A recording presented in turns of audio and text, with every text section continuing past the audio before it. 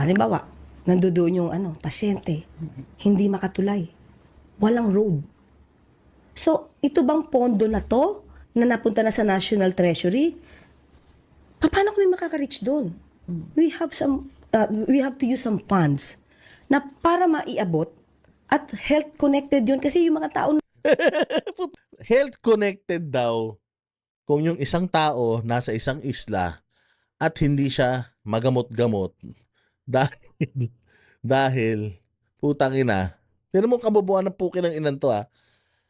Nandoon yung may sakit, hindi siya makatawid, walang tulay. Anong ginawa? Gumawa ng tulay. Bobo, nagbigay ka na nga, putang ina to, nagbigay ka na nga ng example pang tanga pa. Susundan natin yung tanga mong analogy. Nandoon sa malayo, hindi makapagpagamot, putang bibigyan mo ng tulay.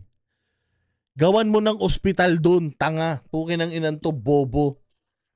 Kaya nga si si Bongo nagpagawa sa buong Pilipinas ng mga malasakit center Mega health centers para hindi na sila tumatawid ng isla para makapagpagamot lang.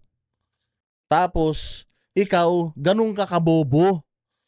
Hindi maabot, hindi makapagpagamot yung nandoon. Gagawan mo ng tulay? Tanga. Pag yan ba tumawid sa tulay, gumaling yan? Putangin na mo ka.